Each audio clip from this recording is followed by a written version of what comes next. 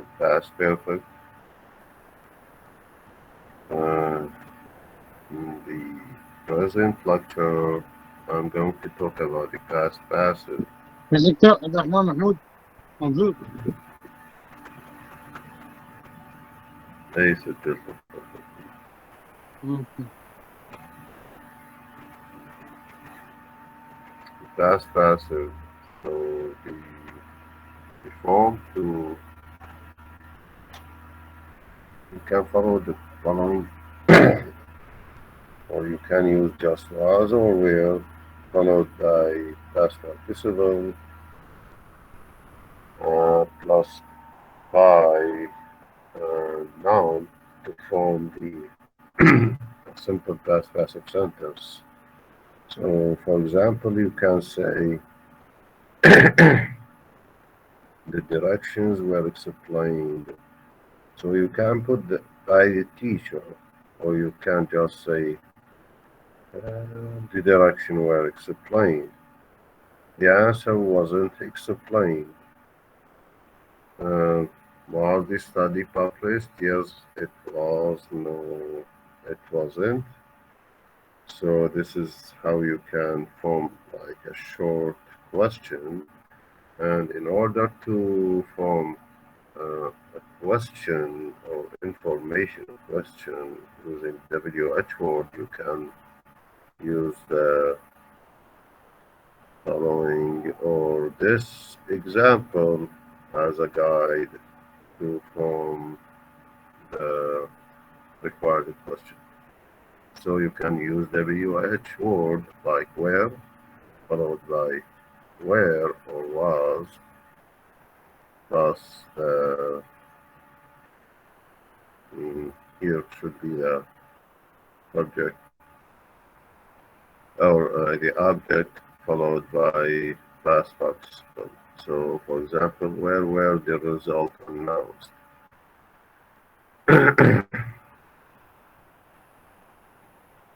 So here more uh, related to past continuous passive. So you can use, for example, was, where, or where, followed by being, followed by past participle.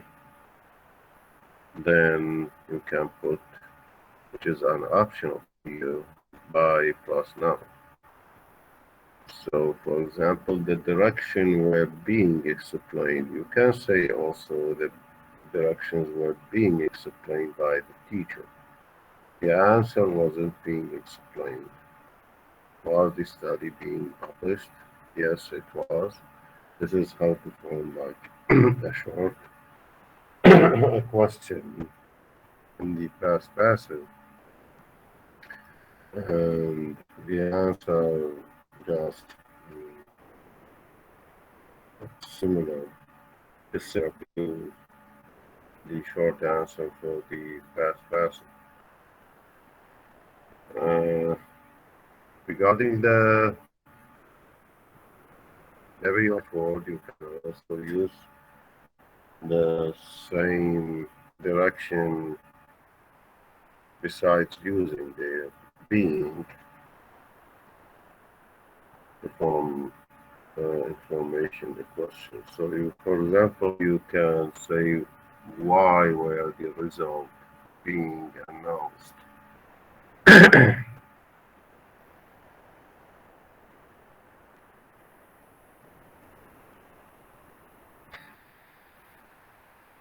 So this example will show the difference between the active and the passive sentences.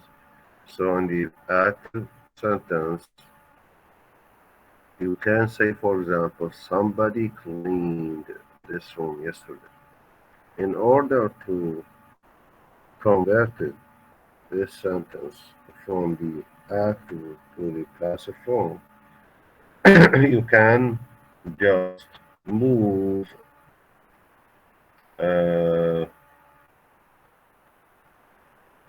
the object, put this room, put it at the beginning of the sentence, Then put was or were followed by past participle of the verb, and then put any additional information after the past participle. So, for example, in this sentence, in the passive form, you can say somebody cleaned this room. Um, in the active form, you can say somebody cleaned this room yesterday. In the passive form, you can say this room was cleaned yesterday. In the past continuous passive, for example, somebody was cleaning this room at the moment. You can say in the passive form, the room was being cleaned at the moment. More examples you can see it here. So in the active, the teacher corrected the mistakes. In the passive, the mistakes were corrected by the teacher. Did the little boy sell all the candy bars? Were all the candy bars sold by the little boy? So you can just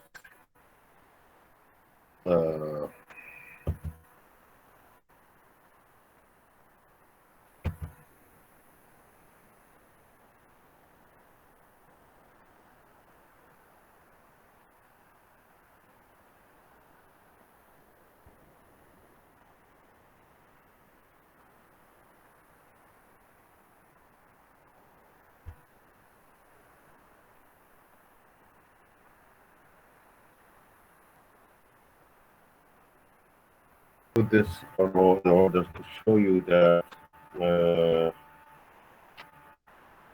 this sentence or this example show you how you can convert the active question into passive question. So the active question in the past was made by using the simple past. So you can just convert it to the passive by following this like formula or this form. So instead of did, you can use where all the candy bars sold by the little boy. And the sold is the past participle of the verb sell. Lauren didn't eat any apples. No apples were eaten by Lauren. He didn't give the wallet. The wallet wasn't given by him. Concerning the continuous passive, for example, the active form, you can see, for example, the boy was throwing the stone. In the passive form, the same sentence, you can just, or the same meaning, you can say the stone was being thrown by the boy. What was he writing on the desk? What was being written by him on the desk? Active, for example, was the suspect drugging you? Were you being drugged by the suspect? Nobody was watching TV. The TV wasn't being watched by anybody. So here, or you can just sometimes you have the option to put by followed by a noun, or you according to the meaning of the sentence. This is um, using by followed by noun. It's up to you in most cases. However, some sentences you need to use by followed by noun in order to give the audience the complete meaning of the sentence. More additional examples. We were woken up by a loud noise during the night.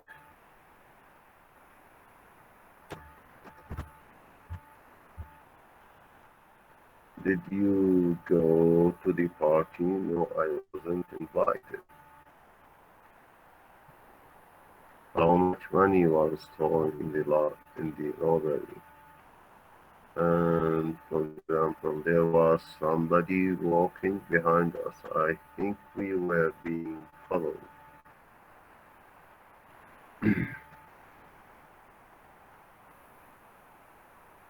uh, I will leave the rest of the examples for you in order to practice.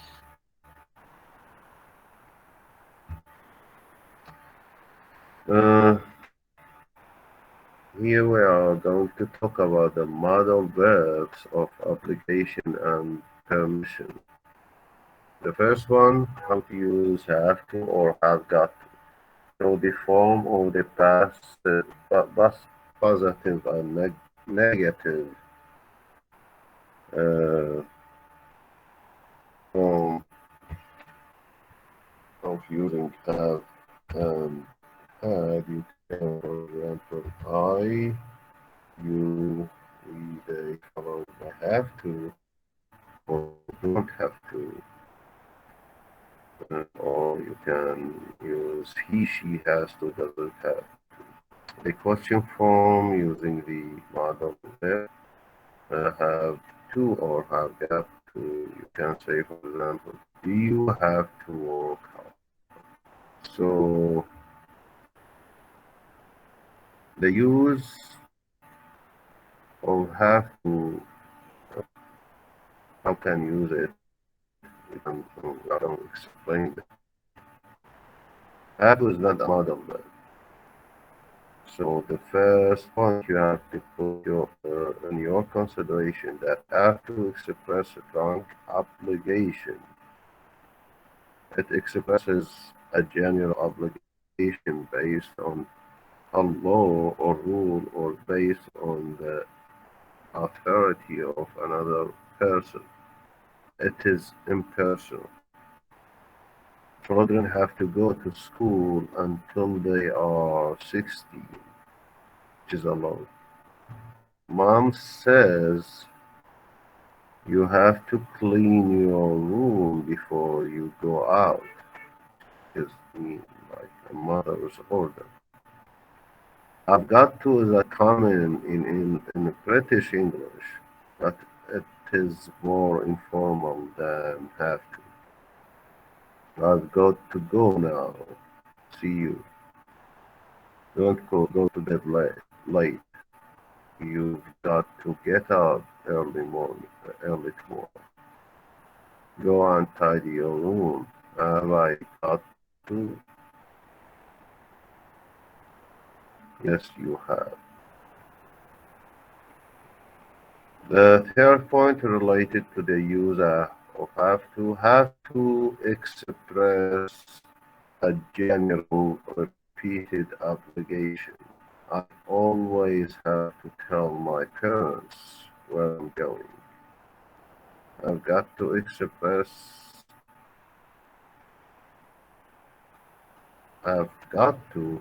expresses an obligation on one particular occasion.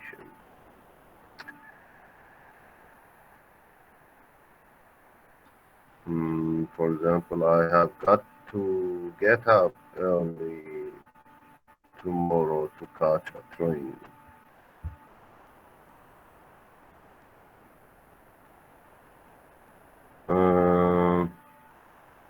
can and be allowed to. The form of affirmative and negative, how to use can, aren't allowed to, followed by any additional information. To form a question, use it like can or be allowed to. You can say, for example, can I, or can we park here, or am I allowed to park here, or is he allowed to park here? Use can is a modal verb here, which is not like the verb have got to. We said that have to is not a modal verb. Here, can and allowed, can is a modal verb. So can and be allowed to express permission. Can is more informal and usually spoken. So you can say, for example, you can borrow my bike, but you can't have the car. I need it. They can't come in here with those muddy shoes. You are allowed to get married when you are 18. Are you allowed to use a dictionary for this test? He isn't allowed to park here. Should, ought to, and must. Here, how can you use like how can you use like should, ought to, and must to form like a sentence or a complete sentence? You can use a subject followed by should, ought to, or ought not to, or shouldn't, or must, followed by infinitive verb.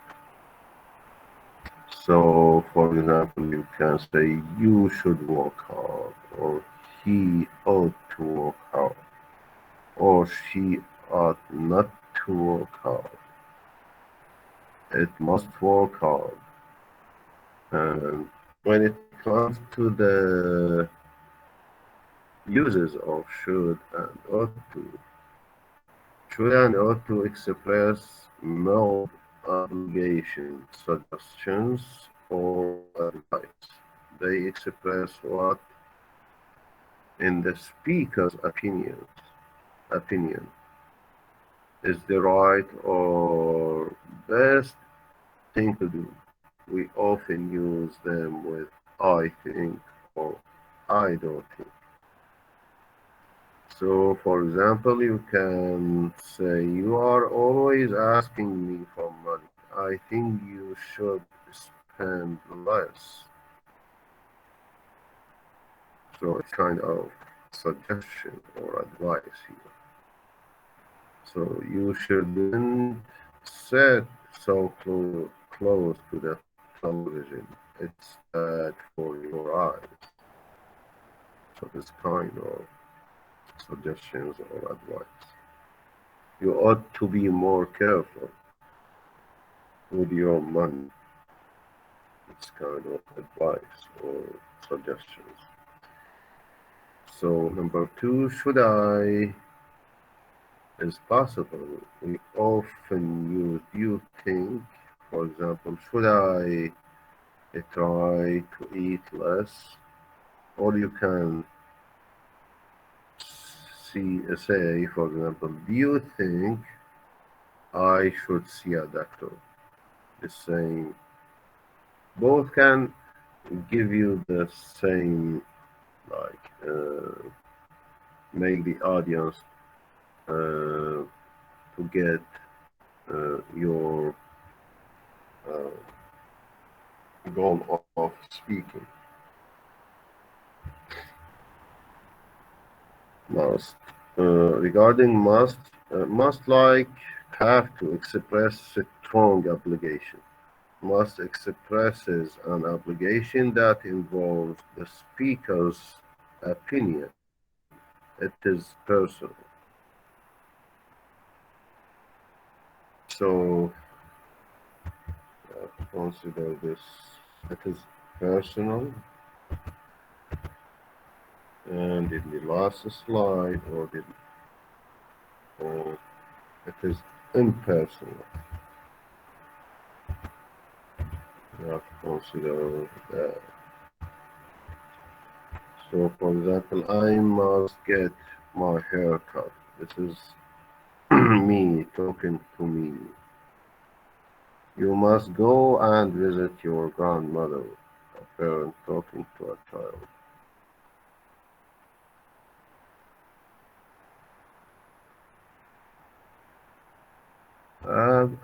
Have to and must don't have to and mustn't. Have to and must are sometimes interchangeable. I must be home by midnight. I have to be home by midnight. However, or but have to is used more than must. If you are unsure which to use, it is probably safer to use have to. Must I is possible, but question form with have to are more common. Do I have to do what you say, or you can, or can I do what I want? So you can also say, do I must do, for example. But using have to in this case is more common. Have to has all forms, so while must does not. So what does that mean? Uh, when when I say have to has all forms, so I can say has to, had to. So this is the all form. And while must does not have just this form must. I had to for the past or the have. I had to work until midnight last night.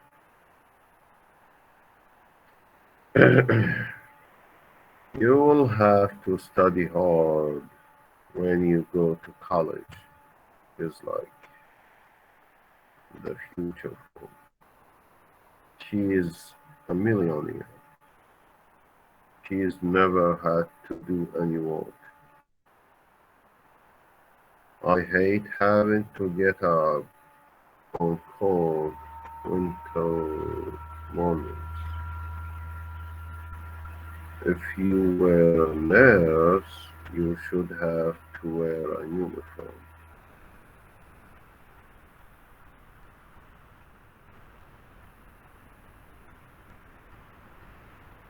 Don't have to and must not are completely different. Don't have to expresses absence of obligation.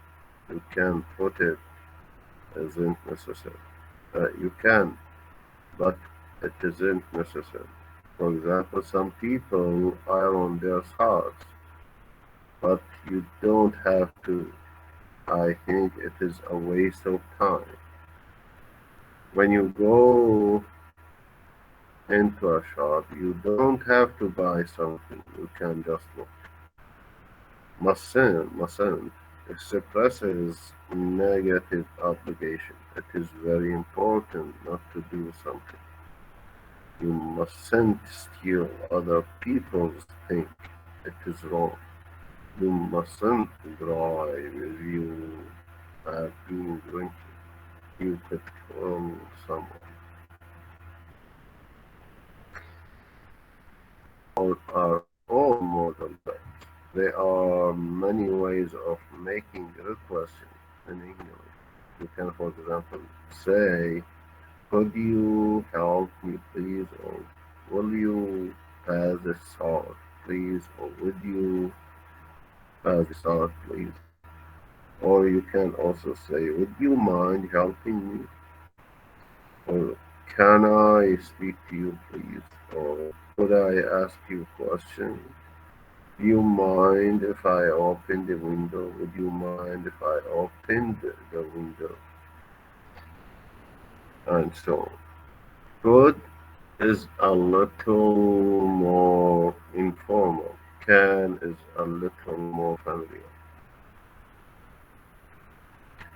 Could I? So, and could you are very useful because they can be used in many different situations. Here are some ways of responding to requests. Excuse me, could you help me?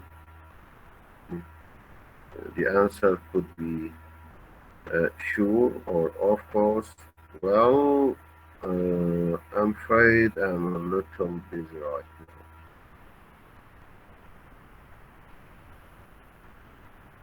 So another example related to the how you make a request. Would you mind if I open the window?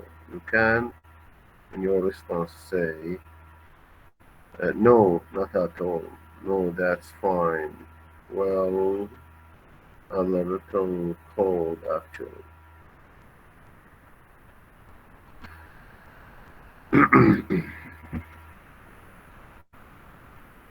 Making offers using will, shall, and should. Will and shall or should are used to express offers. They are both modal verbs. The contracted form of will is used to express an intention, a decision, or offer made at the moment of speaking. Come over after work. I'll cook dinner for you. It's Jane's birthday today, is it? I'll buy here some flowers. Give him your suitcase. He'll carry it for you. Don't worry about catching the bus.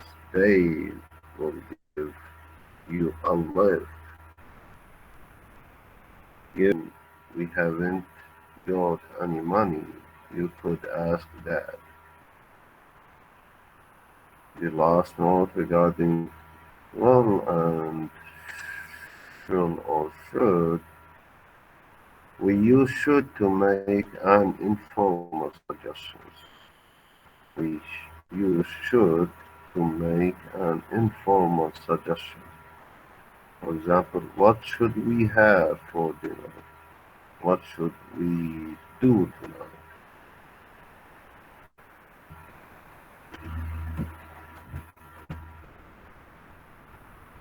This is the last note for today's lecture. Uh, so I'm going to stop here and we will continue in the next lecture. Any question?